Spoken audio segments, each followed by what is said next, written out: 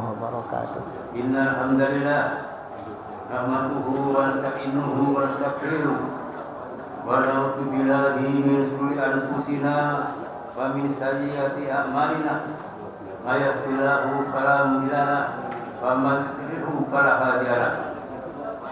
Asyhadu an la ilaha illallah wahdahu la syarika lahu wa asyhadu anna Muhammadan abduhu wa rasuluhu la nabiyya ba'dahu. Allahumma sholli wa sallim wa barik ala nabiyyina Muhammadin Sallallahu alaihi wasallam. wa ala alihi wa sahbihi ajmain. Wa man tabi'ahum bi ihsan ila yaumil amma ba'd. Bapak-bapak, ibu-ibu, masyarakat muslim dan muslimat yang berbahagia, semoga dirahmati Allah Subhanahu wa taala. Puji dan syukur marilah senantiasa kita panjatkan kehadirat Allah Subhanahu wa taala yang telah memberikan kepada kita rahmat, taufik, hidayahnya dan juga nikmat-nikmatnya, terutama nikmat iman Islam, nikmat sehat walafiat, nikmat kesempatan, nikmat umur yang penuh berkah, sehingga dengan keberkahan umur ini kita alhamdulillah bisa istiqomah untuk melaksanakan perintah-perintahnya dan meninggalkan larangannya. Salawat dan salam semoga tercurahkan kepada junjungan kita, uswah kita, suri teladan kita, yaitu Nabiullah Muhammad sallallahu alaihi wasallam wa ala alihi washabihi, serta keluarganya, para sahabatnya, para umatnya yang senantiasa istiqomah mengikuti ajarannya hingga yaumil akhir. Demikian Bapak, untuk menyingkat waktu marilah kajian ini kita awali dengan membaca basmalah. Bismillahirrahmanirrahim. Bismillahirrahmanirrahim. Assalamualaikum warahmatullahi wabarakatuh. Alhamdulillahi rabbil alamin, wa bihi nasta'inu ala umurid dunya waddin.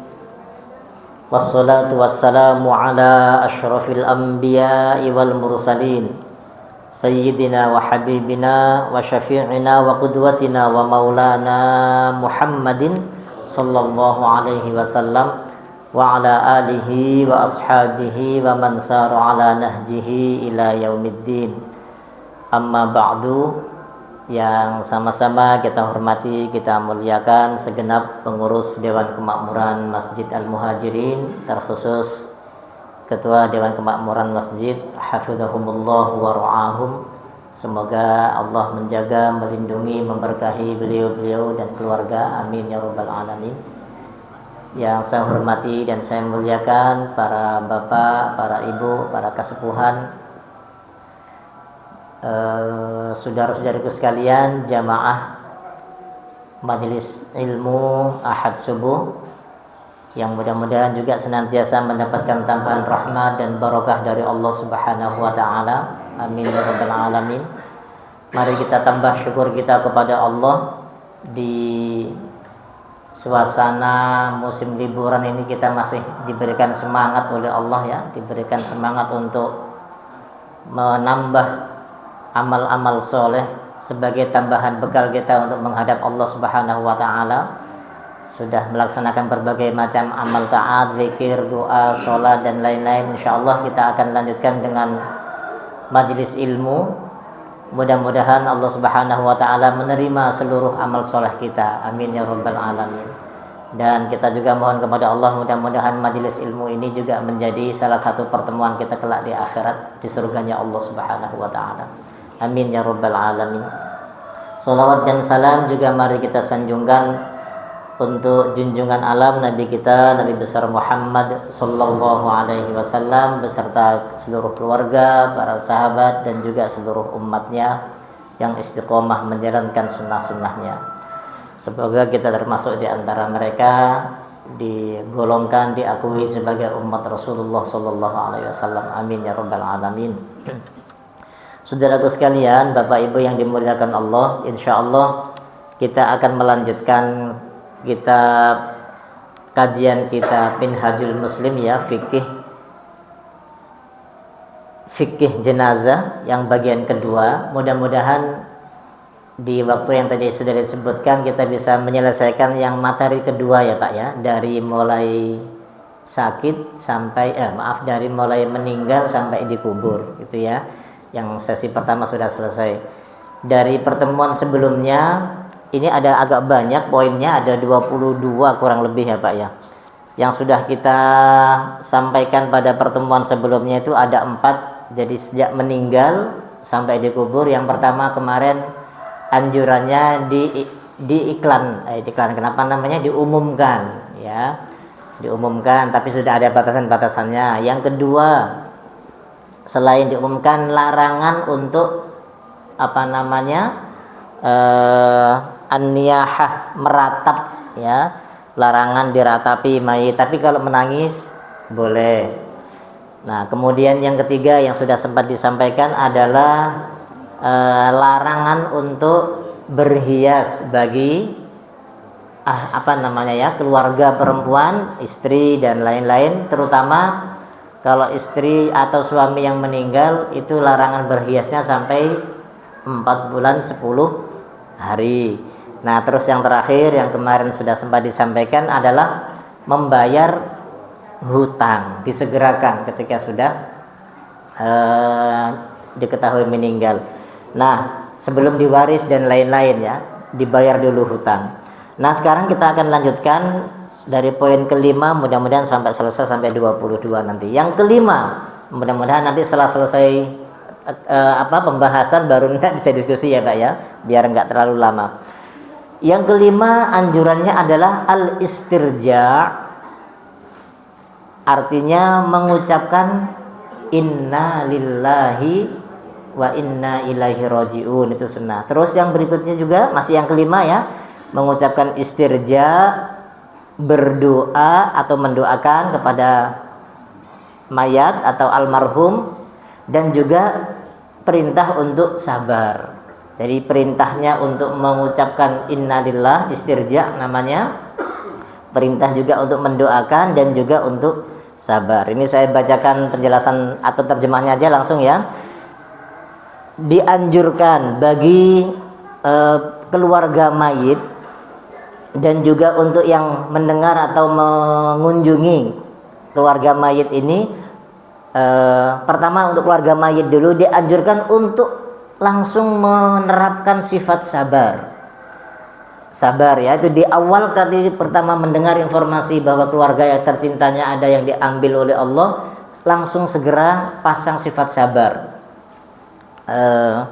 Kemudian apalagi kalau mendadak, tapi kalau sakit lama biasanya sudah ini mungkin nggak terlalu ini, terutama kalau yang mendadak ini Pak, kok tiba-tiba, nah itu biasanya ini perlu dihadirkan segera sifat sabar dalam situasi yang khusus ini. Karena apa? Ini ada firman Allah Ta'ala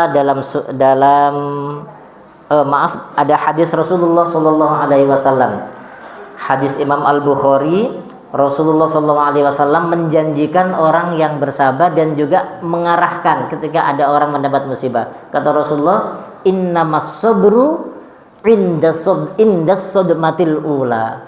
Kesabaran itu akan ada nilainya, akan diganjar oleh Allah fis sodmatil ula atau indas sodmatil ula, ketika benturan pertama. Kalau sudah 4 hari, 5 hari, udah seminggu, udahlah saya terima aja, sabar. Bukan sabar lagi. Jadi yang dinilai sabar oleh Allah itu ketika kena hantaman pertama. Itu yang diharapkan segera dipasang, segera ditanamkan agar dinilai oleh Allah, diganjar oleh Allah kesabaran itu. Nah, saya ulangi lagi ya, hadis Imam Al-Bukhari, innamas sabru indas sodmatil ula, ketika sedang dalam benturan yang pertama. Ini ada sababul wurudnya Pak, Ibu sekalian. Sababul wurud itu penyebab turunnya hadis. Ada seorang ibu ceritanya itu ditinggal mati putrinya, anaknya lah ya, saya lupa apa anak laki-laki atau anak perempuan. Lalu ibu itu menangis-nangis di samping kuburannya. Datanglah Rasulullah dari belakang mengingatkan, ibu sudah jangan diratapi, udah sabar. Nah, ibu itu kata nggak tahu yang menegur Rasulullah. Ibu ini bukan protes ya, agak merespon lah itu ya. Iya, Anda nggak merasakan apa yang saya rasakan. Saya mengalami langsung, ini anak tercinta saya. Gitu-gitulah kira-kira ya bahasa kita. Lalu Rasulullah bersabda, ini sabdanya, innamas sabru indas sodmatil ula. Jadi ketika beliau menengok tahu Rasulullah, oh ya Allah ya Rasulullah. Rupanya Rasulullah yang menegur. Mohon maaf ya Rasulullah, saya nggak tahu kalau engkau yang menasehatiku tadi. Kata beliau apa? Innamas sabru indas sodmatil ula. Sabar itu Bu adanya di situasi yang pertama, benturan yang pertama. Tapi kalau sudah sekian jam, sekian hari, itu ya, adalah terima aja, sabar aja sudah. Nah itu sudah selesai sabarnya, gitu ya. Jadi yang diminta oleh Rasulullah di benturan yang pertama atau ketika kejadian yang pertama. Lalu yang kedua, anjurannya tadi ya, memperbanyak doa dan memperbanyak bacaan istirja. Innalillahi wa inna ilaihi raji'un. Sabda Rasulullah yang lain, Imam Ahmad perawinya, Rasulullah bersabda, ma min 'abdin yutusibuhu musibatun, tidak ada seorang hamba yang diuji, diberi musibah oleh Allah, lalu ia berkata, ia membaca fayaqul inna lillahi wa inna ilaihi raji'un. Tidak ada seorang hamba yang ketika diberi musibah oleh Allah lalu dia mengatakan inna lillahi wa inna ilaihi raji'un, lalu berdoa, Allahumma ajirni fi musibati. Ya Allah, berilah aku pahala dari musibah ini.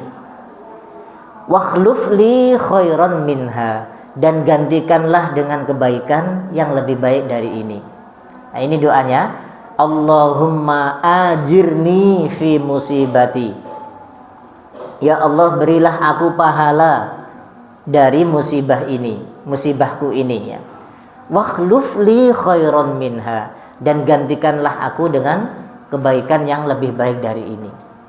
Yang kita saat ini diuji oleh Allah, kebaikannya diambil, kita ikhlaskan, kita minta pahala. Allahumma ajirni fi musibati ya. Ajaro ujroh itu artinya upah, ongkos. Ya Allah, berilah aku musibah kebaikan, pahala dari musibahku ini, dan gantikanlah dengan yang lebih baik. Maka kata Rasulullah apa? Tidak ada seorang hamba yang diuji oleh Allah dengan musibah lalu dia mengatakan innalillahi wa inna ilaihi raji'un dan berdoa Allahumma ajirni fi musibati wa akhlif li khairan minha, illa melainkan ajarahullahu fi musibati. Allah akan kasih pahala. Dikasih musibah tapi juga sekaligus diberi pahala oleh Allah Subhanahu wa taala. Kemudian wa akhlafa lahu khairan minha, dan pasti kata Rasulullah Allah akan memberikan ganti yang lebih baik. Nah ini penting sebagai apa yang namanya keyakinan kita. Pastikan ketika kita mendapat musibah apa sajalah, mungkin habis ditipu orang umpamanya, usaha rugi, bisnis, ada orang tercinta yang diambil oleh Allah, segera di situasi yang pertama langsung kembalikan ini kepada Allah. Inna lillah, sesungguhnya kita ini milik Allah, wa inna ilaih, dan kami sesungguhnya ini kita pasti juga akan kembali kepadanya, raji'un ya. Sudah langsung aja ingat, ini memang dari Allah, kita juga akan kembali kepada Allah, saya ini milik Allah. Nah itu akan lebih menguatkan Pak suasana batin, suasana hati ya. Lalu minta doa, ya Allah, berilah aku pahala dari musibahku ini dan gantikanlah dengan yang lebih baik. Kata Rasulullah, kalau ada orang yang seperti itu, dipastikan akan diberikan pahala oleh Allah atas musibahnya dan digantikan dengan yang lebih baik. Ini hadis Imam Ahmad. Lalu ada, ini sepertinya hadis qudsi Pak ini. Imam Ad-Darimi yang meriwayatkan hadis qudsi. Yaqulullah, Rasulullah bersabda, Allah berfirman. Langsung Allah sendiri yang menyampaikan ya. Mali 'abdil mu'min 'indi jazaa'un idza qabattu safiyatahu min ahli dunya thumma ihtasabahu illal jannah. Kata Allah, ini hadis qudsi ya. Tidaklah satu musibah yang aku berikan kepada hambaku yang seorang mukmin, ada pahala yang aku akan berikan kepadanya ketika orang tercintanya aku ambil, kata Allah. Lalu dia mengharapkan pahala dariku, pasti aku akan berikan dia surga.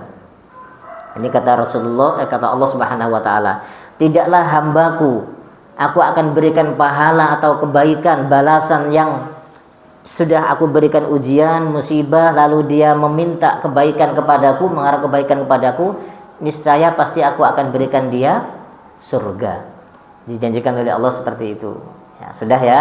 Ini anjuran yang nomor 5, membaca innalillah dan juga berdoa serta sabar. Yang ke-6, wajib memandikannya. Ini yang insya Allah sudah rutin kita lakukan ya.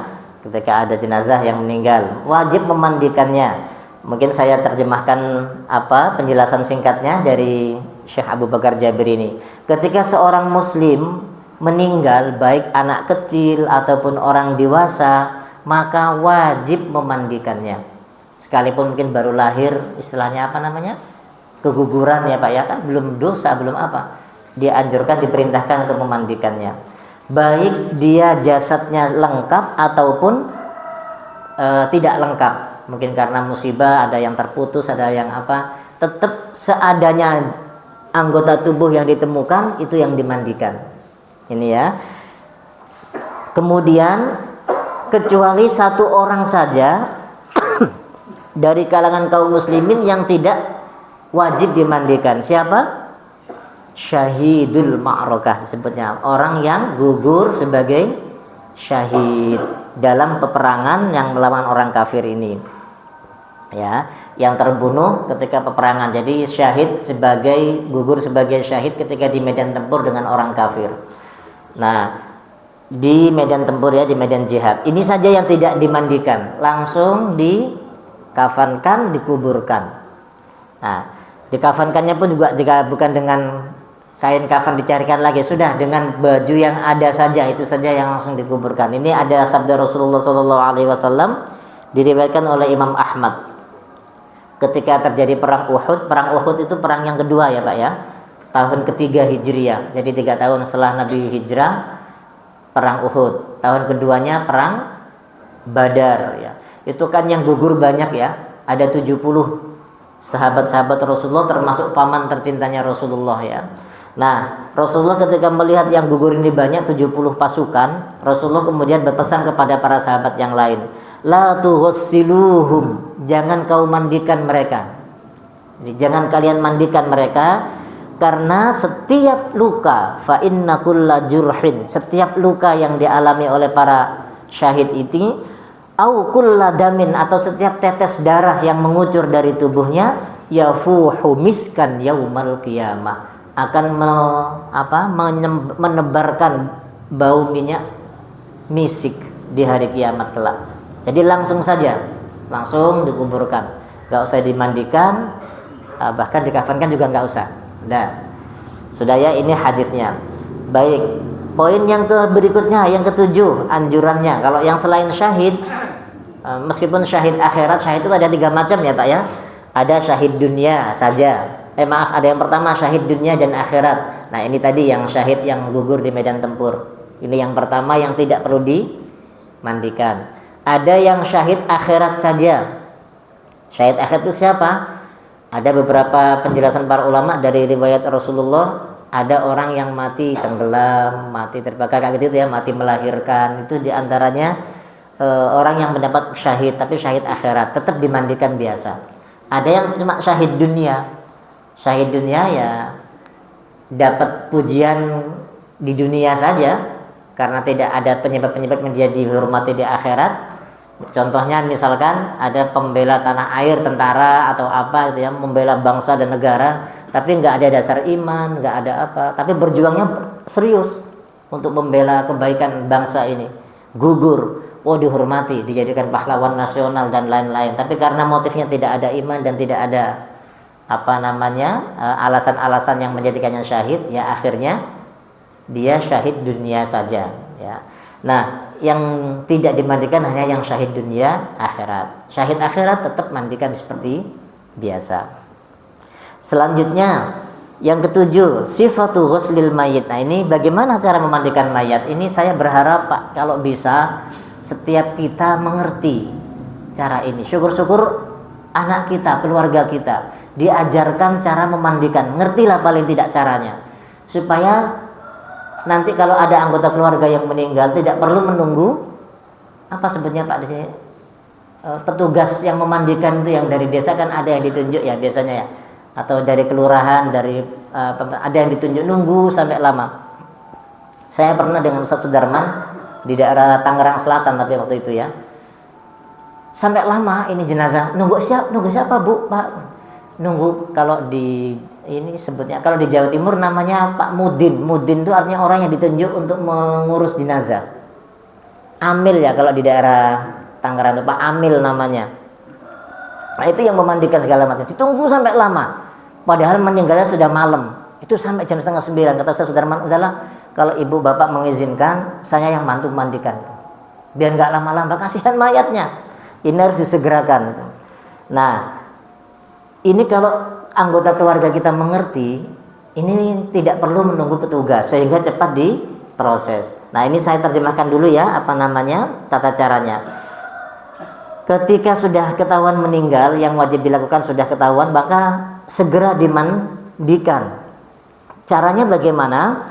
Sebenarnya kata kuncinya cuma satu Pak, asal seluruh air mengalir dengan lengkap ke seluruh tubuh, itu sudah cukup. Saya ulangi ya, sama kayak mandi junub. Asal seluruh air itu sudah mengenai seluruh anggota tubuh dari ujung rambut sampai ujung jempol lengkap, itu sudah cukup disebut mandi.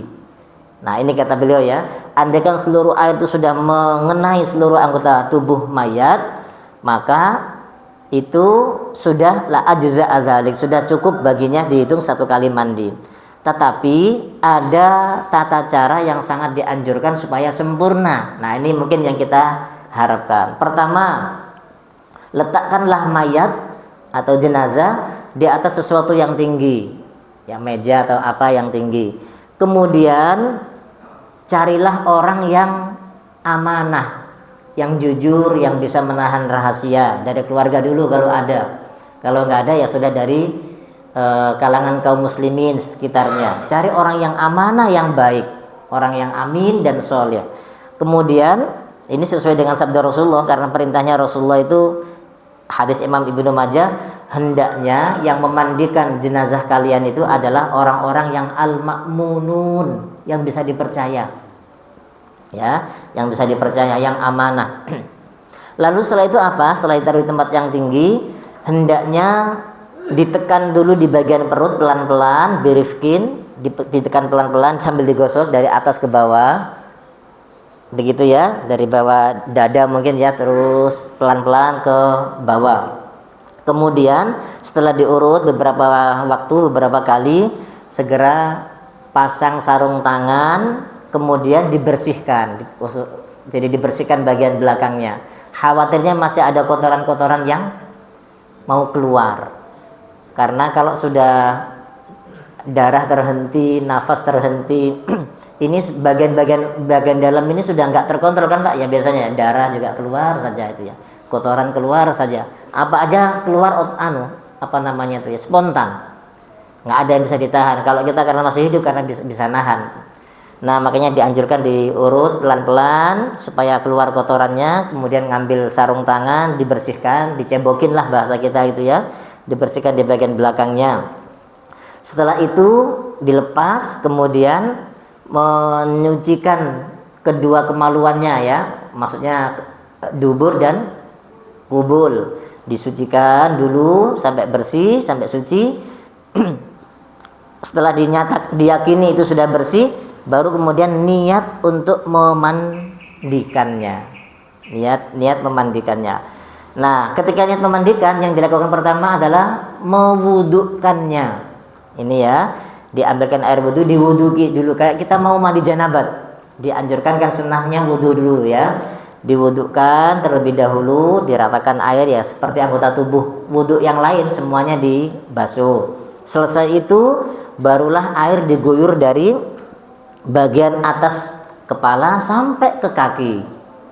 Nah, seperti itu ya, diratakan. Mungkin pertama bagian depan, nanti dimiringkan ke kanan dan belakang, lalu miringkan ke kiri sampai merata aja air, itu sudah dihitung 1 kali. Nah, disebutkan di sini berapa kali kalau sudah rata dihitung 1 kali, yughsiluhu salasan, diulangi 3 kali. Seperti tadi dari atas ke bawah. Begitu ya. Nah, mungkin sambil kepalanya agak diangkat lah supaya nggak masuk air ke bagian hidung atau ininya ya, telinga dan mulutnya. Ini insya Allah yang sudah terbiasa ngikut, saran saya sih diajarkan ini sering ya Pak ya, ada praktek di sini, pelatihan-pelatihan. Ada yang biasa memandikan di sini? Ada yang sudah pernah. Alhamdulillah. Training, ada yang training. Ada yang sedang training ya. Nah, itu yang sangat bagus sekali. Alhamdulillah. Ini yang diharapkan. Kemudian kalau seandainya sudah 3 kali kok masih kelihatan ada kotorannya, ulang lagi sampai 5. Kok masih kelihatan lagi, ditambah lagi. Nah, yang di bagian akhir ditambah sabun atau pewangi yang lainnya. Ini menurut dalam kitab ini. Sudah ya. Nah, kalau mayatnya muslimah perempuan, maka mungkin bagian rambutnya gelungan gelung ya. Gelung rambutnya itu dibuka, dibersihkan juga. Nanti setelah selesai ini diikat lagi, digelung lagi.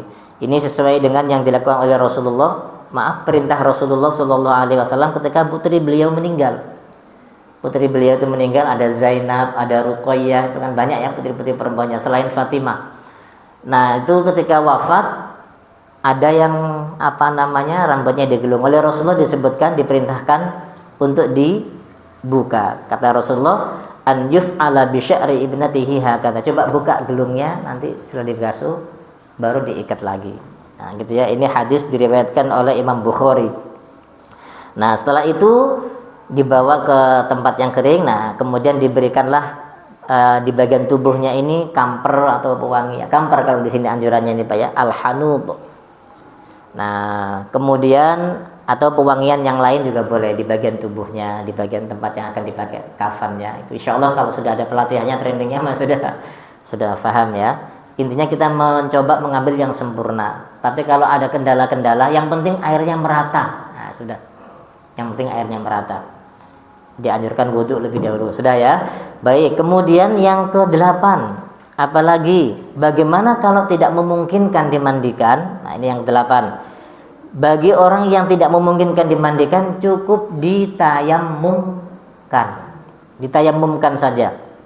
Misalkan jika tidak ada air untuk memandikan, ini katanya ya, atau kondisinya ada seorang laki-laki saja, 1 orang meninggal di kalangan para wanita, atau sebaliknya ada seorang wanita meninggal di kalangan laki-laki.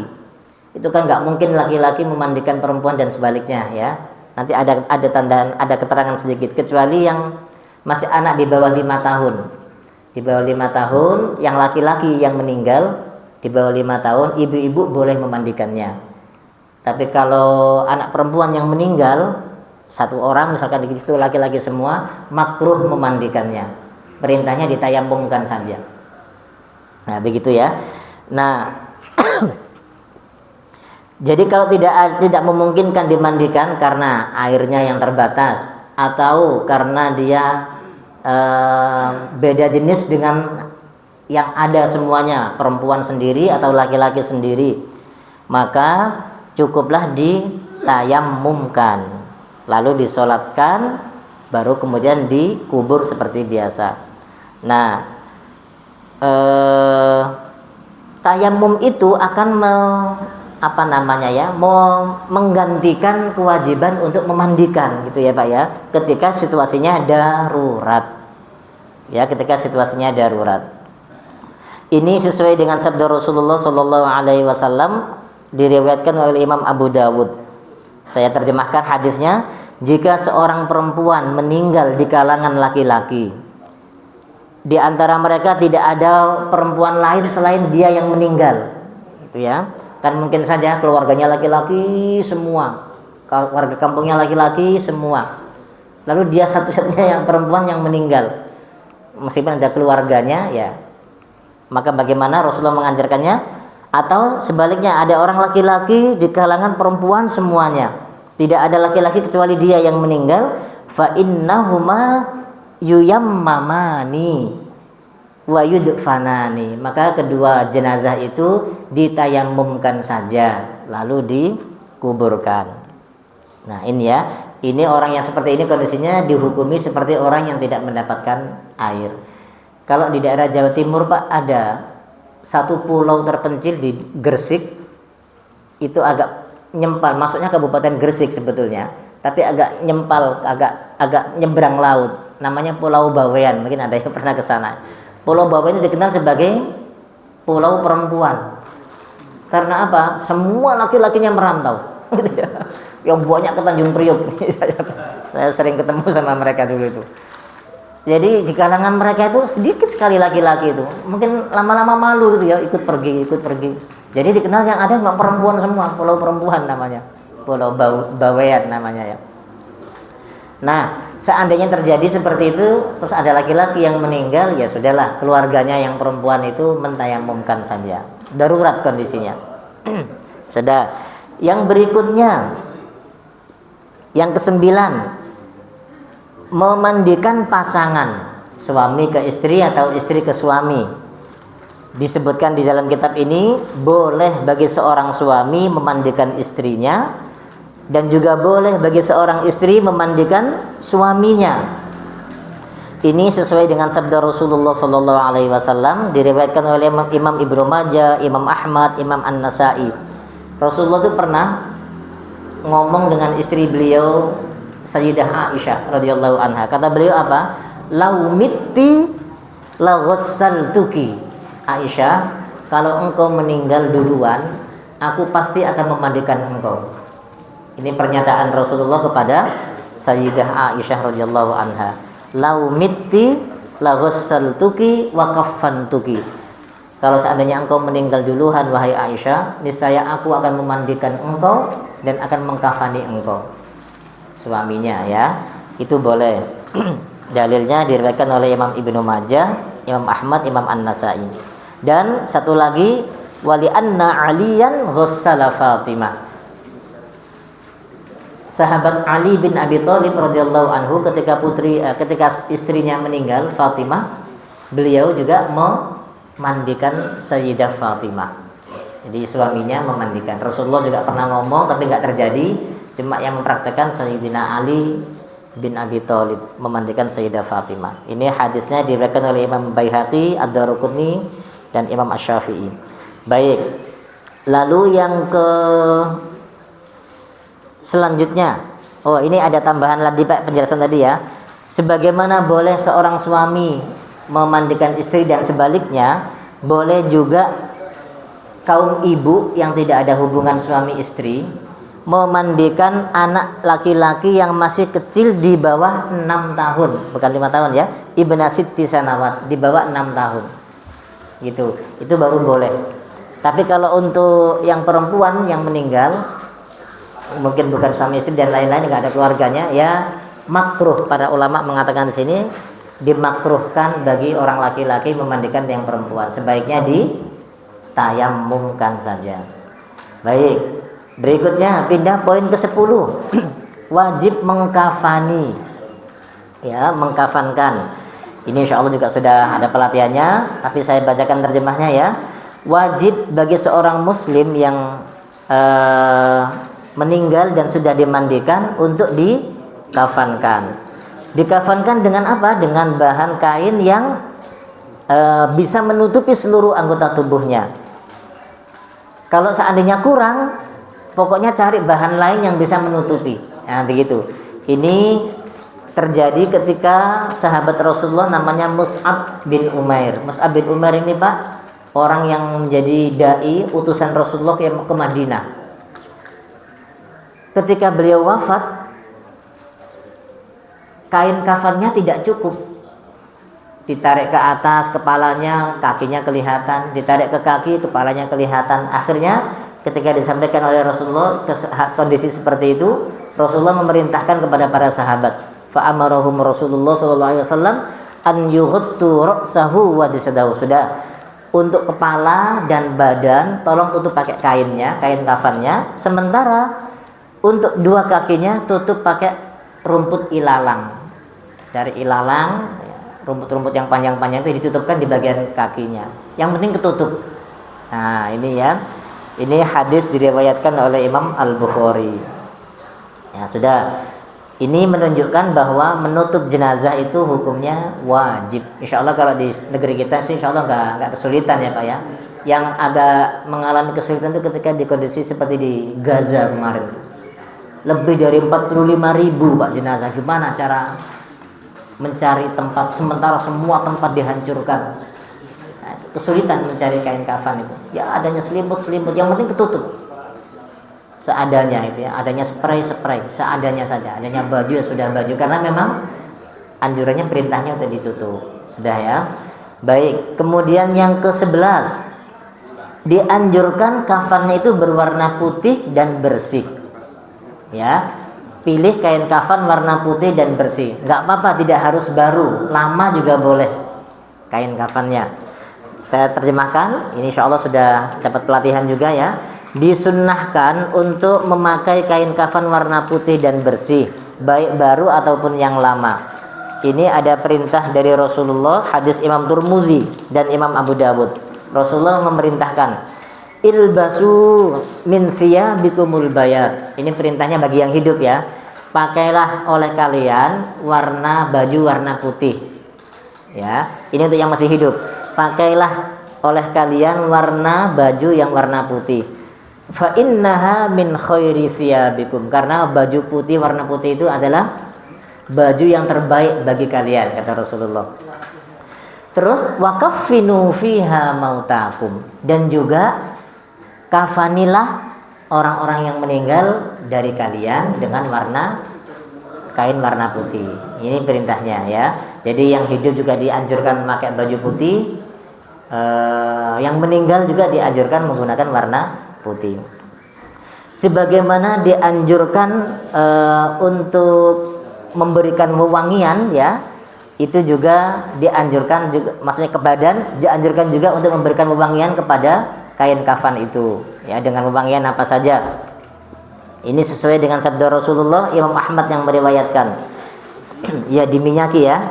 Idza ajmartumul mayyit, ketika kalian mengolesi wewangian ke badan tubuh mayit, fa ajmiruhu salasan, maka berikanlah wewangian itu juga 3 lapis, utuh nih. Setelah diberikan wewangian, ulangi lagi sekali lagi, itu sunnahnya, begitu ya. Kemudian untuk kain kafan dianjurkan laki-laki 3 lapis, perempuan 5 lapis. Begitu juga yang dipraktekkan ketika Rasulullah SAW wafat. Itu disebutkan dalam kisahnya, Rasulullah dikafani dengan 3 lapis kain kafan ya, warna putih. Ini saya bacakan lengkapnya ya Pak ya. Ketika Rasulullah dikafani, beliau dikafani dengan 3 lapis baju warna putih, kain kafan warna putih yang terbuat dari kapas dan masih baru, tapi tanpa komis, tanpa gamis, dan tanpa sorban. Tahu bedanya ya Pak ya? Saya pernah ngikutin beberapa petugas ini, dianjurkan dibuatkan gamis, istilahnya itu ya. Gamis itu kayak pakaian setengah badan begitu, digunting di bagian lehernya, dimasukkan ke tubuhnya. Setelah baru dikafankan. Gitu ya. Jadi ada 3 lapis digelar dulu, baru sebelum dibungkus dengan kain kafan ada dibuatkan gamis dulu Pak, kayak pola baju begitu modelnya. Nah, itu gamis. Lalu di bagian kepala juga diberikan kayak imamah namanya, kayak sorban. Tapi Rasulullah 3 lapis tidak menggunakan itu semua. Tidak menggunakan gamis, tidak menggunakan sorban. Di masyarakat kita ada sebagian yang memakai itu. Nggak tahu di sini biasanya seperti apa. Nah, saya lanjutkan dulu. Jadi Rasulullah ketika dikafani, beliau dikafani dengan kain warna putih 3 lapis, tanpa kamis ya, tanpa baju dan tanpa surban. Kecuali yang dianjurkan bagi orang yang sedang ihram haji ataupun ihram umroh, meninggal, sudah kain kafannya adalah kain ihramnya. Ya, kain ihramnya aja yang dipakai untuk kain kafan. Nah, kata Rasulullah, ini juga ada hadisnya. Pokoknya kalau ada yang meninggal sedang dalam kondisi ibadah umroh atau haji, sudah kafani dengan kain ihramnya atau rida itu selendangnya, dan tidak perlu diberikan wewangian, ya, tidak perlu dikasih wewangian, dan dalam keadaan kepala tetap terbuka. Ini menurut mazhab Maliki ya, jadi kepalanya tetap terbuka ketika sedang ihram. Yughatti ra'sahu ibqa'an ala ihrami, supaya terlihat dia sedang ihram. Jadi bagian tubuhnya saja yang ditutup. Nah, begitu ya. Ini sesuai dengan sabda Rasulullah sallallahu alaihi wasallam ketika beliau sedang haji wada bersama dengan para sahabatnya. Sampai di Arafah ada seorang sahabatnya yang wafat, yang meninggal. Kata Rasulullah, "Ghussiluhu bima'in wasidrin." Mandikanlah ia dengan air dan daun bidara, sidr ya. Lalu kafanilah dia dengan pakaian yang sedang dipakainya. Ini kata beliau. Dan janganlah menutup kepalanya, wala tuhannituh, jangan tutup kepalanya. Wala tukhammiru ra'sahu, jangan diberikan tutup juga di bagian kepalanya, diberikan khimar. Khimar itu kerudung ya. Karena apa? Fa innahu yub'atsu yaumal qiyamati mulabbiyan. Karena nanti dia akan dibangkitkan oleh Allah di hari kiamat dalam keadaan bertalbiyah.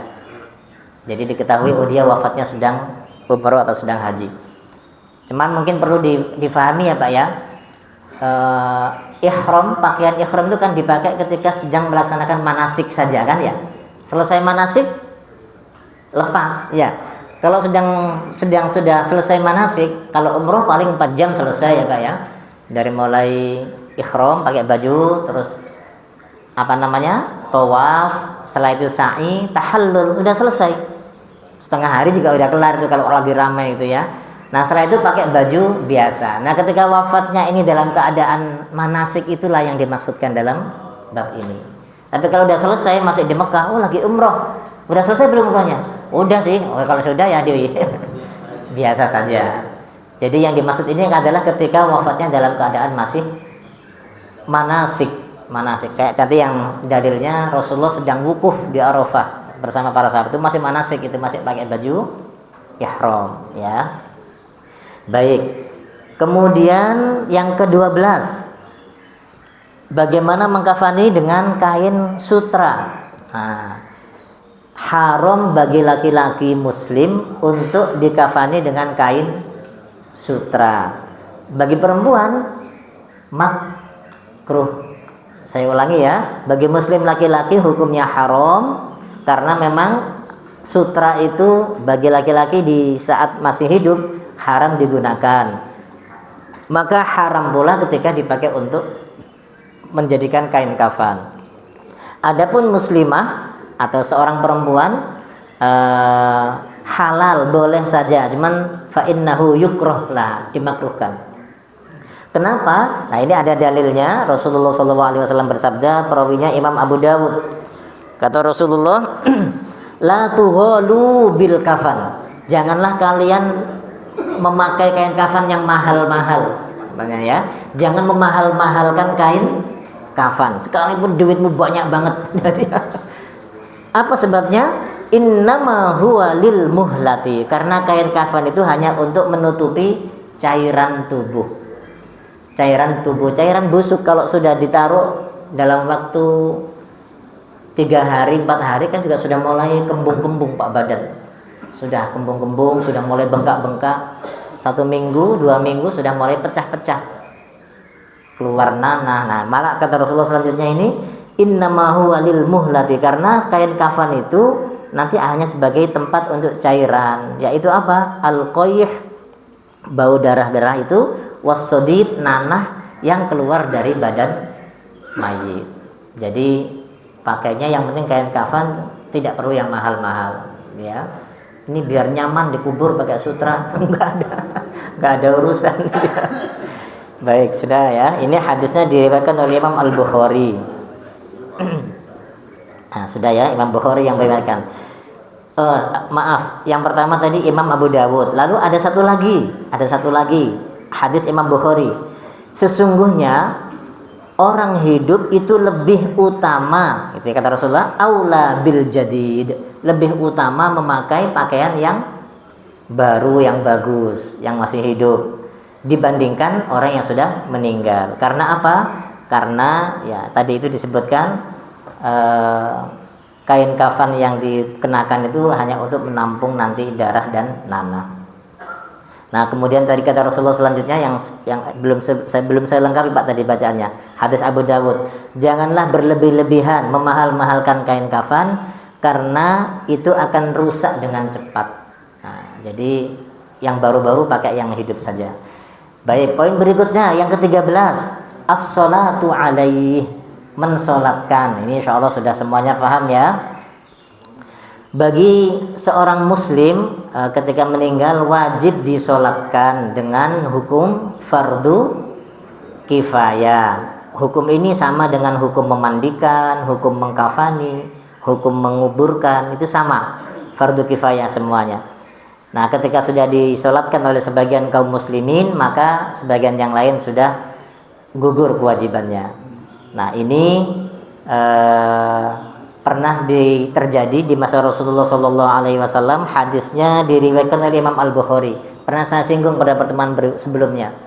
Ketika disodorkan satu jenazah sahabat Nabi di hadapan Rasulullah untuk disolatkan setelah dimandikan, dikafani, ditanyakan oleh Rasulullah, punya utang nggak? Ya, punya utang nggak? Ketika ditanya, iya punya utang ya Rasulullah. Apa beliau sampaikan? Sallu ala sahibikum. Ya sudah, kalau yang dia punya utang, kalian saja yang mensolatkan, saya enggak. Artinya apa? Jadi hukum fardu solat jenazah itu fardu kifayah. Yang penting sebagian sudah mensolatkan, yang lain sudah gugur kewajibannya. Nah, itu kata Rasulullah, sallu ala sahibikum. Aku enggak mau solatkan karena dia masih punya utang. Sudah kalian saja yang solatkan. Nah, sudah ya. Ini hadis Imam Al-Bukhari. Berikutnya yang ke-14.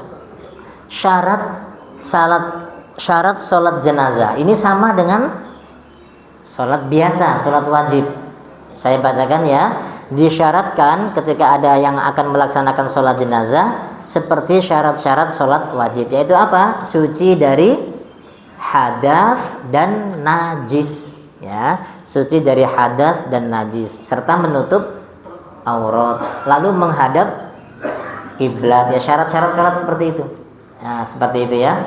Karena itulah Rasulullah memberikan nama itu sholat, namanya sholat jenazah ya, atau sholat ghaib. Makanya Nabi itu mengatakan apa? Shollu ala sahibikum. Sholatilah ya. Sholatilah oleh kalian sahabatmu yang meninggal ini. Sholat namanya. Baik. Yang ke-15 14 tadi Pak, yang syarat tadi ya sudah. Yang ke-15 sekarang. Fardunya sholat jenazah. Nah, ini insya Allah semua sudah paham, sudah sering dilakukan, yaitu berdiri bagi yang mampu, sama kayak sholat ya. Rukun sholat itu berdiri, lalu niat. Nah, berdiri. Yang kedua niat, karena hadisnya sangat masyhur, innamal a'malu binniyat. Lalu membaca Al-Fatihah setelah takbir ke satu ya, membaca alhamdulillah, memuji ya, memuji dan ini membaca Fatihah dan atau memuji Allah. Ini tadi maksudnya sama Al-Fatihah ya. Yang kedua as-sholawat, membaca sholawat kepada Rasulullah. Lalu 4 kali takbir ya. Lalu kemudian doa salam ya. Takbiratul ihram yang pertama, lalu takbir tambahan berikutnya 3, jadi 4 ya, 4 kali takbir. Setelah takbir pertama Al-Fatihah, setelah takbir kedua sholawat, setelah takbir ketiga doa untuk mayat ya, untuk jenazah. Yang keempat doa untuk keluarga, untuk kita semuanya. Nah, itu anjurannya, jadi doa lalu salam. Nah, sudah ya, ini rukunnya ya, insya Allah sudah paham semuanya ini ya. Lalu tata caranya, ini mungkin saya terjemahkan, hadisnya agak panjang Pak. Kita tata cara ya, seperti tata cara sholat, maksudnya tata cara sholat. hendaknya jenazah diletakkan di arah kiblat. Imam berdiri, makmumnya juga berdiri di belakang imam. Kalau bisa diupayakan minimal 3 shaf, dibuat 3 shaf.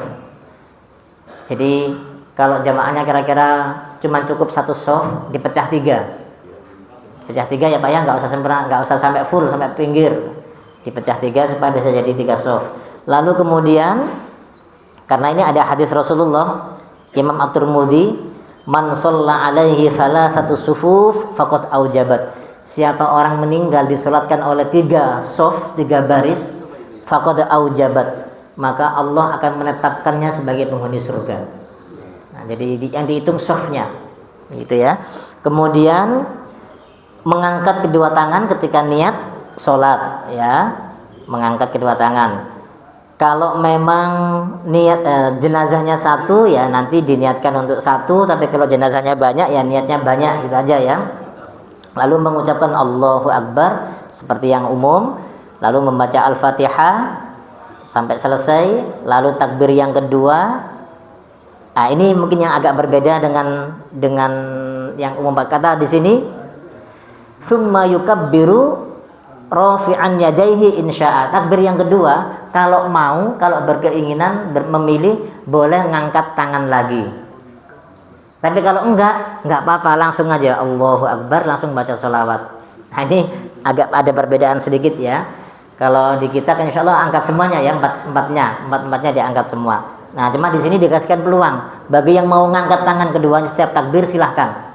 Boleh, tapi bagi enggak cukup yang pertama saja, sisanya cuma dibaca takbirnya dan dibaca doanya. Nah kemudian setelah membaca Al-Fatihah, setelah membaca takbir, mengangkat kedua tangan kalau mau, atau meninggalkannya juga tidak apa-apa, silahkan. Yang penting posisinya tangan kanan di atas tangan kiri, gitu ya. Lalu kemudian membaca sholawat Ibrahimiyah namanya. Sholawat Ibrahimiyah sampai selesai itu Pak, yang kayak kita baca di tahiyat akhir itu ya. Allahumma sholli ala Muhammad wa ala Muhammad kama shollaita ala Ibrahim wa ala ali Ibrahim. Ibrahimiyah namanya. Setelah itu takbir lagi, lalu mendoakan untuk mayat, lalu takbir lagi. Setelah takbir yang keempat, nah ini ada pilihan lagi di sini keterangannya. Summa insya'a da'a wasallam. Setelah takbir keempat, kalau ia berkehendak, berdoa lagi lalu salam. Atau kalau nggak mau doa lagi, ya sudah habis takbir keempat langsung salam. Nah ini ada pilihan. Jadi dalam tata cara sholat jenazah ini ada perbedaan dalam fikih tata caranya. Tadi yang pertama takbirnya mau angkat tangan, yang kedua takbir 2, 3, 4 silahkan, enggak juga boleh ya. Terus yang terakhir, ketika takbir yang terakhir mau doa dulu langsung kemudian salam boleh, atau langsung habis takbir langsung salam, itu boleh juga. Kemudian summa yaqra'u bi Fatihatil kitab ba'da takbiratil ula sirran. Oh, sudah ini tadi ya. Setelah itu selesai salam dalam keadaan sir, ya sudah selesai ya. Baik, yang ke-17, bagaimana kalau masbuk, tertinggal, imamnya sudah mulai sholat, kita buru-buru selesai wudhu, cepat-cepat, ternyata imamnya sudah mulai sholat jenazah, sudah takbir. Nah ini juga ada tuntunannya. Jika ia ingin menyempurnakan, boleh. Maksudnya tadi ketinggalan berapa takbir? Ketinggalan 2 takbir, ya tinggal nambahin takbir 2 lagi, boleh. Atau wa insya'a taroka wasallama. Kalau enggak ya sudah ikut salam bareng dengan imam dan jamaah yang lain. Jadi hanya takbirnya 2 kali saja, itu juga boleh. Pilihannya di sini gitu ya. Karena ini pernah disampaikan oleh Rasulullah SAW kepada Sayyidah Aisyah, istri beliau. Jadi ketika Aisyah nanya, ya Rasulullah, aku nggak terlalu kedengaran bacaan takbirmu ketika engkau memimpin sholat jenazah. Jadi nggak kedengaran, ini sudah takbir atau belum ini, karena saking banyaknya sahabat ya. Jadi beliau ikut sholat ceritanya. Nah terus bagaimana ini kalau saya ketinggalan takbir? Kata Rasulullah apa? Ma sami'ti fakabbiri. Aisyah, apa yang kau dengar takbir, itulah ikuti takbirnya. Wa ma fataki fala qada'a alaik. Adapun yang enggak kedengeran, yang sudah ketinggalan, kelewatan, sudah enggak perlu diqada. Ikut saja salam bareng-bareng dengan yang lain. Ini kata Rasulullah kepada Sayyidah Aisyah. Jadi Sayyidah Aisyah juga ikut sholat jenazah, gitu ya. Baik. Kemudian yang ke-18. Nah, jadi saya ulangi lagi ya Pak ya. Bagi yang masbuk, dua pilihannya. Mau menambah sendiri boleh, atau ngikut salam bareng imam juga boleh. Yang ke-18, bagaimana kalau mayat sudah terlanjur dikubur tapi baru tahu kalau belum disolatkan? Nyangkanya sudah disolatkan, ternyata belum. Nah, dikatakan di sini, barang siapa yang sudah terlanjur dikubur dan belum disolatkan, maka cukuplah ia, tidak perlu digali lagi, dikeluarkan lagi, karena itu hukumnya wajib ya. Tidak perlu dikeluarkan, cukup saja disolatkan di kuburnya. Agak tertukar aja urut-urutannya gitu ya. Dikubur dulu baru disolatkan. Tapi tidak perlu digali lagi. Begitu. Ini berdasarkan dengan sabda Rasulullah SAW, hadis Imam Al-Bukhari. Hadis Imam Al-Bukhari. Ini ada cerita dengan sahabat perempuan juga ini Bu. Ceritanya ini ya. Rasulullah itu pernah suatu hari, memang hadisnya panjang Pak, Imam Bukhari yang meriwayatkan. Di masjidnya Nabi itu ada seorang ibu yang suka nyapuin masjidnya Nabi. Gak ada yang nyuruh, nyapuin sendiri aja karena pengen jadi relawan lah mungkin bahasa kita ya. Tapi waktu itu Rasulullah nggak melihat, beberapa waktu nggak melihat. Ditanyakan, itu kemana sih ini? Namanya Ummu Mihjan ya, Ummu Mihjan, ibunya Mihjan. Nggak dikenal namanya karena memang nggak terlalu penting ini orang sebenarnya. Tapi ketika diberitahu kepada Rasulullah, oh sudah meninggal ya Rasul, Ummu Mihjan ini yang biasanya aku kemana? Sudah meninggal ya Rasulullah. Rasulullah berubah wajahnya Pak, nggak suka. Kenapa nggak diberitahu? Begitu ya. Kenapa nggak diberitahu kalau dia sudah wafat? Mungkin para sahabat memang dia orang nggak terkenal, nggak ada yang nyuruhin juga, bersihin masjid juga, ini marbot juga nggak ada yang nyuruh itu ya. Rasulullah marah, minta ditunjukkan kuburnya. Dullani ala qabriha, tunjukkan aku kuburnya sekarang. Diantarkanlah oleh para sahabat ke kuburnya, lalu beliau sholat di kuburnya itu. Ya, karena beliau merasa belum mensolatkan. Nah, sudah ya. Nah, ini dalilnya hadis Imam Bukhari, kama yusalla 'alal ghaib. Begitu juga misalkan ada orang jenazah ghaib, salat ghaib istilahnya. Kita dengar ada ulama besar wafat di sana, terus ada perintah, ada anjuran, mari kita sholat ghaib untuk ulama ini, syekh ini, atau para syuhada yang ada di Gaza. Kan sudah dikuburkan semua tuh, kita belum mensolatkan. Boleh nggak disolatkan? Boleh, sekalipun agak terlambat, sudah dikuburkan. Jadi memang urutannya sholat dulu baru dikubur. Tapi kalau seandainya kondisinya ghaib, nggak apa-apa, atau terlambat datang, boleh mensolatkan. Begitu ya, atau lupa sudah dikubur tapi belum disolatkan, boleh. 19, doanya, doa ketika apa namanya ini ya, doa untuk mayat, untuk jenazah. Diriwayatkan dari Rasulullah SAW banyak sekali riwayat-riwayat doa ya. Di antaranya disebutkan di sini, Allahumma inna fulana bin fulan fi dhimmatik. Ya Allah, Pak Fulan bin Fulan ini adalah dalam tanggungan engkau. Wahabli jiwarik, ini juga tali dalam perlindungan engkau. Faqihi, lindungilah ia ya Allah, min fitnatil qabri, dari fitnah kubur. Fitnah kubur itu apa kemarin? Tidak bisa jawab pertanyaan kubur. Nggak bisa jawab pertanyaan kubur. Lindungilah dia ya Allah, supaya bisa jawab lancar nanti ketika ditanya malaikat itu ya. Wa azabin nar, dan lindungilah ia dari siksa neraka. Anta ahlul wafa'i wal haq, engkau maha penjamin dan maha kebenaran, maha benar. Ya Allah, ini yang sering kita dengar, yang sering kita baca, Allahumma gfir lahu, maafkanlah dia. Warhamhu, sayangi dia. Fa innaka antal ghafurur rahim, sesungguhnya engkau zat yang maha mengampun dan menyayang. Allahumma gfir li hayyina wa mayyitina, ya Allah maafkanlah orang yang hidup dari kami, orang yang sudah meninggal dari kami. Wa saghirina wa kabirina, yang masih kecil dari kami, yang sudah dewasa dari kami.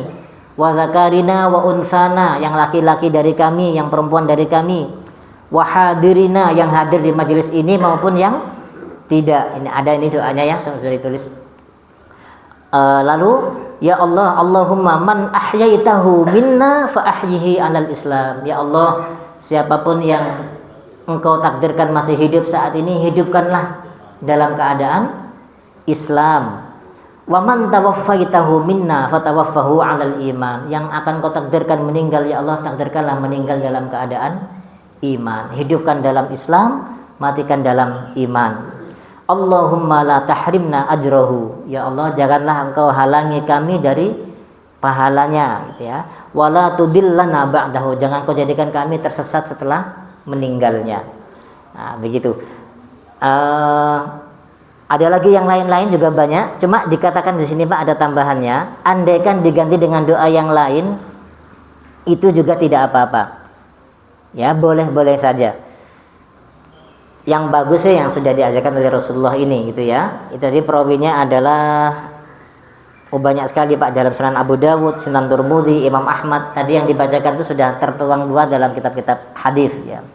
Ada satu lagi saya bacakan terjemahnya. Ya Allah, jadikanlah dia dan untuk orang tuanya, ini kalau anak kecil yang meninggal ya. Anak kecil yang meninggal, balita misalkan, kita doakan juga, ya Allah, jadikanlah balita yang meninggal ini sebagai persembahan bagi dua orang tuanya, sebagai simpanan kebaikan bagi orang tuanya. Ya Allah, beratkanlah amal solehnya nanti di akhirat, timbangan baiknya dengan meninggalnya si kecil ini untuk orang tuanya, gitu ya. Dan juga gantikanlah dia negeri yang lebih baik dari negerinya yang sekarang, rumah yang lebih baik dari rumah yang sekarang, keluarga yang lebih baik dari keluarga yang sekarang.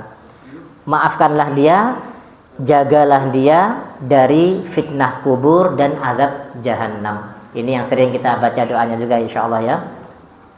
Wa abdilhu daran khairan min darihi wa zawjan khairan min zawjihi ya. Wa ahlan khairan min ahli, dan seterusnya. Baik, dua lagi Pak ini.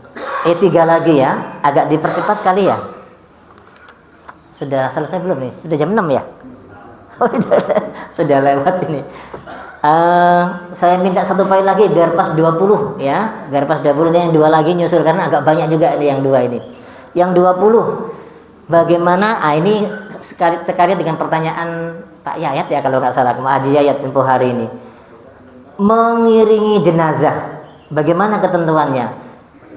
Di antara sunnahnya yang diajarkan oleh agama kita adalah mengiringkan jenazah sampai ke kuburan. Ya, jadi keluar dari rumahnya sampai ke kuburannya.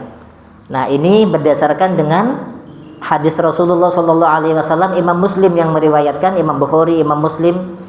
Udu al-maridho, jenguklah orang yang sakit dari kalian. Disuruh jenguk, perintahnya. Wamshu ma'al janazah, dan iringilah, berjalanlah bersama dengan jenazah. Begitu ya. Tudzakirukumul akhirah, hal itu akan membantumu untuk bisa mengingat akhirat. Mengunjungi orang sakit, mengantar jenazah. Sebentar lagi giliran saya ini, kayaknya ini usianya nggak jauh-jauh dari saya ini. Nah, apalagi tetangga tiap hari, tadi pagi baru ngobrol sama saya, sekarang sudah dipanggil oleh Allah. Nah, itu akan lebih memudahkan kita mengingat itu.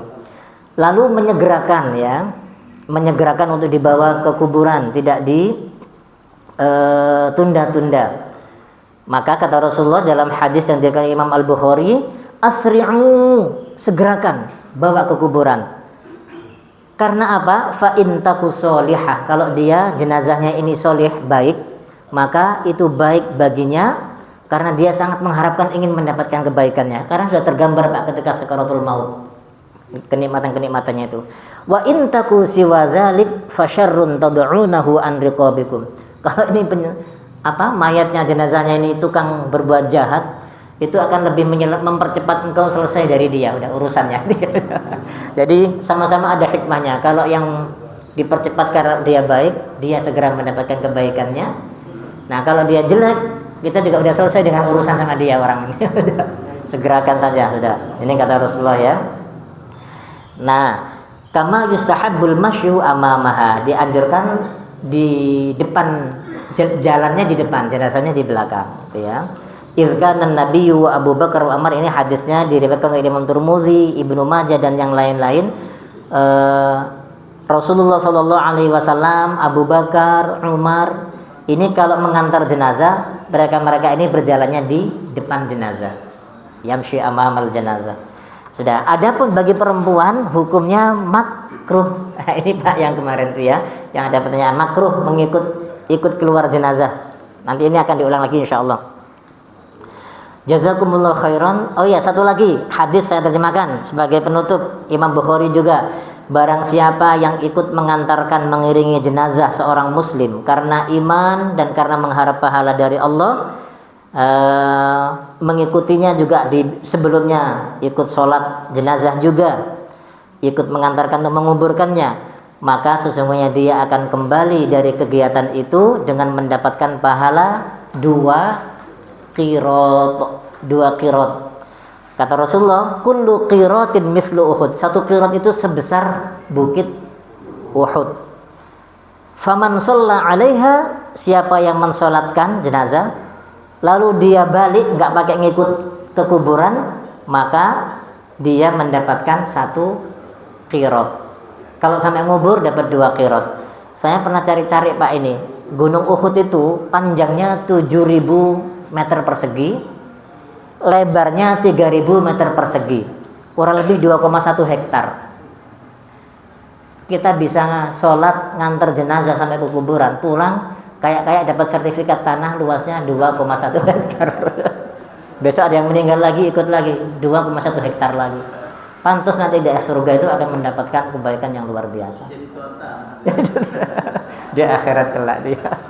Jazakumullah khairan. Mungkin ini dulu ya Pak ya. Ini sudah jam 6 lewat rupanya. Allah, ini sudah dicepet-cepetin dari masih belum selesai juga. Masih ada 2 poin atau 3 poin lagi. Insyaallah kita sambungkan pada pertemuan berikutnya. Biiznillah, jika Allah masih menakdirkan kita bisa ketemu. Mungkin ada yang mau ditanya dulu sebelum ditutup? Nggih, Pak. Silakan. Assalamualaikum warahmatullahi wabarakatuh. Waalaikumsalam warahmatullahi wabarakatuh. Saya menanyakan ini benar.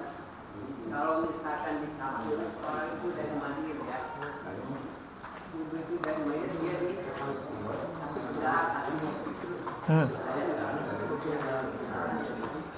Bedak ya Pak ya, didandani ya. Oh, iya. Ya enggak Pak, enggak boleh. Itu sebenarnya agak berbeda dengan tuntunan agama kita ya.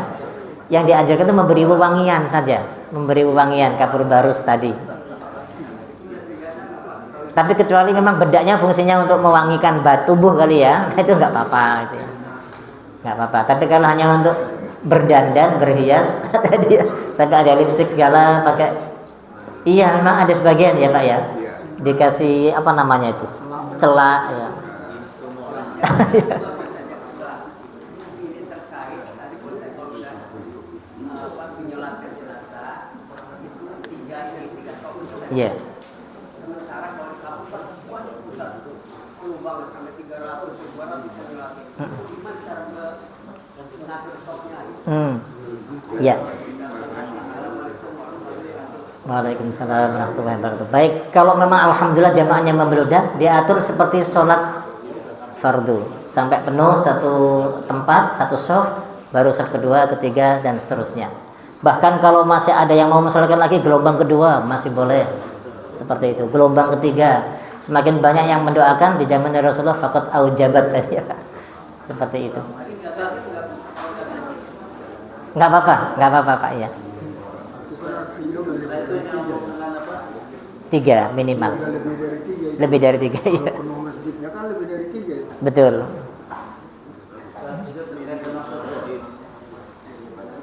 Soal gaji itu dia berlaku. Misalkan ya, keluarga kita ada meninggal di luar, diumumkan. Kita suruh melaksanakan sholat gaib. Orang saya sudah sholatkan.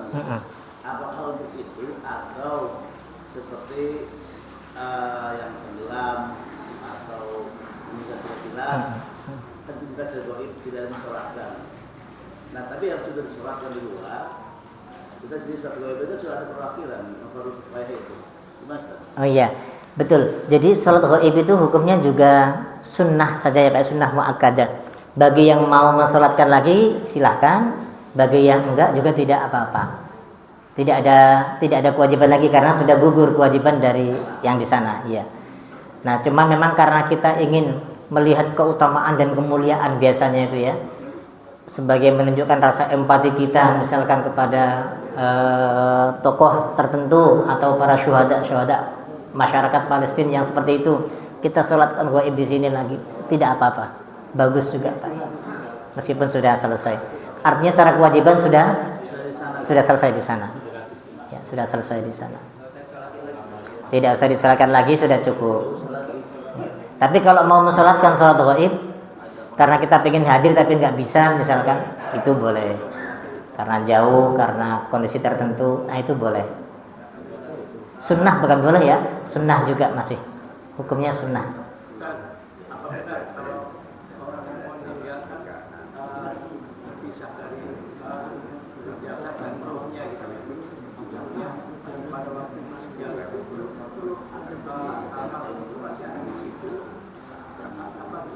Oh iya. Ya, ini pertanyaan bagus ini ya. Ketika orang sudah terpisah dari roh dari jasadnya, apakah rohnya masih ada di situ atau enggak? Nah, ini ada pembahasan kitab sendiri Pak sebenarnya, tapi secara umum para ulama menjelaskan roh itu kalau sudah diambil oleh Allah akan ditempatkan di alam barzakh, di alam ruh sudah. Ada alam tersendiri Pak. Enggak di situ lagi. Cuma ketika ada orang yang salam, mengucapkan salam sudah dikubur nih. Nah, itu oleh Allah diizinkan untuk menjawab, diturunkan dulu, menjawab salam, balik lagi ke alam rohnya.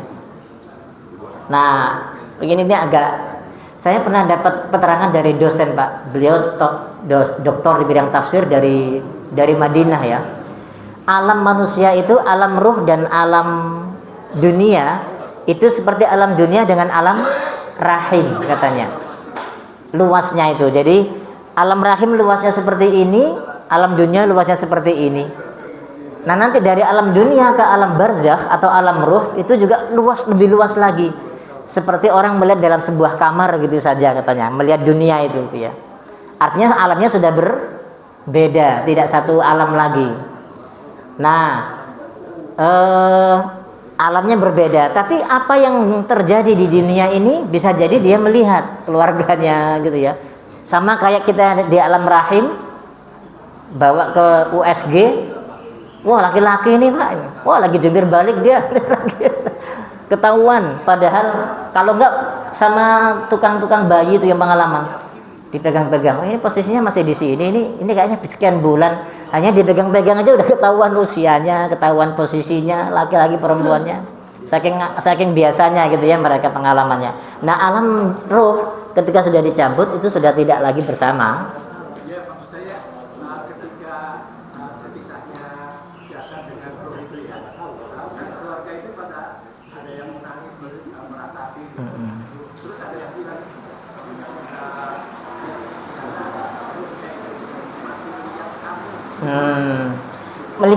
melihat iya Pak. Kan tadi diibaratkan sebuah kamar, kata dosen saya tadi ya, Dr. Muslih namanya. Seakan-akan ada sebuah kamar terbuat dari kaca. Jadi apa yang terjadi dalam kamar itu dia bisa menyaksikan. Apakah bisa ngomong kepada yang bersangkutan? Nggak bisa, karena beda alam sudah. Nah, kalau dalam dunia saja kita ngomong nggak bisa, apalagi yang sudah beda alam itu ya.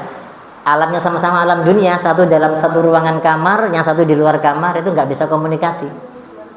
Apalagi ini meskipun dia bisa melihat di kamar itu kejadiannya, ya mungkin akhirnya bisa ikut tersiksa juga. Makanya kata hadis Rasulullah, kalau dia nangis sambil meratap, dia juga bisa mendapatkan resikonya apa? Diazab ya, rohnya itu. Mungkin gitu ya Pak ya.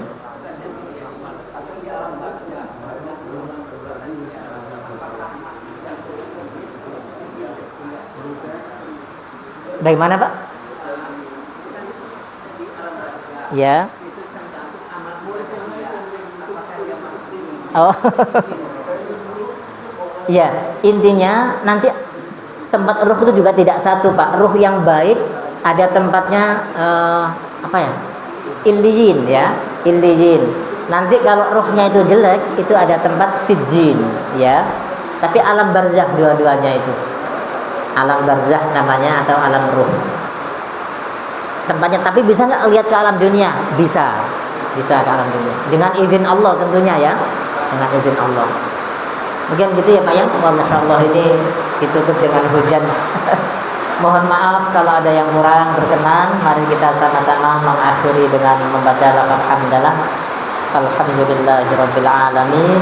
Kafaratul majlis. Subhanakallahumma wa bihamdika asyhadu an la ilaha illa anta astaghfiruka wa atubu ilaik. Assalamualaikum warahmatullahi wabarakatuh.